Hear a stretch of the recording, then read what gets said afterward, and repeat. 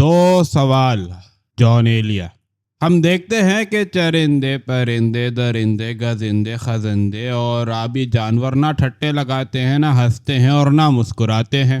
بس انسان ہی ایسا جانور ہے جو مسکراتا ہے، ہنستا ہے اور ٹھٹے لگاتا ہے۔ بات شاید یہ ہے کہ دوسرے جانور بے حس نہیں ہیں جو اس نامہربان دنیا میں مسکرائیں، ہنسیں اور ٹھٹے لگائیں، اور وہ بردبار بھی ہیں۔ اور انسان بہت حساس کہلائے جانے کے باوجود بے حس ہے، اور عاقل اور باشعور ہونے کے باوجود بردبار نہیں ہے۔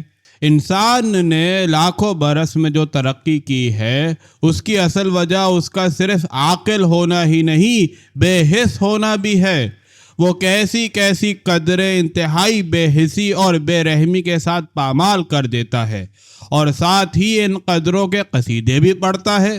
وہ کیا کچھ نہیں کر گزرتا، کیسے کیسے جرم ظہور میں آتے نہیں دیکھتا، اور سب کچھ بھول کر اپنے کاروبار میں لگ جاتا ہے۔ یاد رکھا جائے کہ جانور قدرے پامال نہیں کرتے، ان کے ریوڑ، ان کے غول اپنے دشمن کے خلاف مہیب منصوبے نہیں بناتے۔ انسان نے اپنے بہت قصیدے کہے ہیں، اسے اپنی حجو بھی سننا چاہیے۔ منطق نے اس عالی شان جانور کی چند تعریفیں کی ہیں۔ ان میں سے ایک حیوان ناطق ہے، دوسری حیوان ضاحک یعنی ہنسنے والا جاندار، اور تیسری راست قامت جاندار۔ میرے خیال میں ان تعریفوں میں سب سے درست تعریف حیوان ضاحک ہے، اس لیے کہ وہ اس دنیا کو اپنے جرائم اور مظالم کے ذریعے جہنم بنا کر کوئی ندامت محسوس نہیں کرتا، بلکہ اس پر مسکراتا، ہنستا اور ٹھٹے لگاتا ہے۔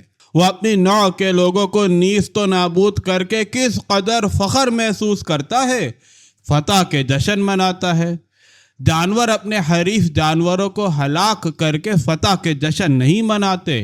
یا انسان کی طرف سے جو بات کہی جائے گی وہ یہ ہے کہ انسان عقل اور شعور رکھتا ہے اور جانور عقل اور شعور سے محروم ہیں۔ ذرا سوچئے کہ یہ جواب کتنا معقول ہے۔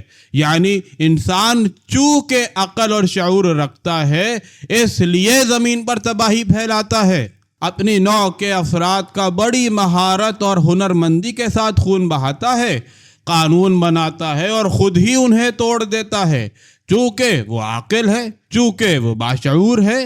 چشم بد دور انسان اب لاکھوں برس کا ہو گیا ہے، اس کی عمر 30-35 لاکھ برس سے کیا کم ہوگی، شاید زیادہ ہی ہو۔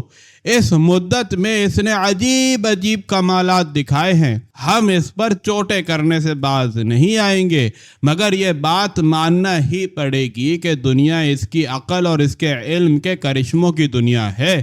توانا ترین جانوروں اور ڈائنوساروں کی دنیا نہیں ہے جن کے سامنے وہ پدہ ہے۔ مگر جاننا یہ ہے کہ آخر یہ عالی شان پدہ چاہتا کیا ہے؟ کیا وہ اپنی عقل اور اپنے علم کا حق ادا کر رہا ہے؟ کیا وہ جتنی عقل رکھتا ہے اس میں اتنی ہی معقولیت بھی پائی جاتی ہے؟ کیا اس نے جتنا علم حاصل کیا ہے اتنا ہی وہ انسانیت سے بھی بہرہ مند ہے؟ حقیقت یہ ہے کہ انسان کی سمجھ بوجھ اور اس کی ہنرمندی نے شمال، جنوب اور مشرق اور مغرب کے رہنے والوں کو ہراس اور ہول میں مبتلا کر دیا ہے۔ اس کی عقل اور اس کے علم نے نہ اس کو معقولیت سکھائی اور نہ انسانیت۔ سوچنا یہ ہے کہ اگر عقل معقولیت کا سرچشمہ نہیں ہے تو پھر معقولیت کا سرچشمہ آخر کیا ہے؟ اور اگر علم انسانیت نہیں سکھاتا تو پھر انسانیت آخر کس طرح سیکھی جائے؟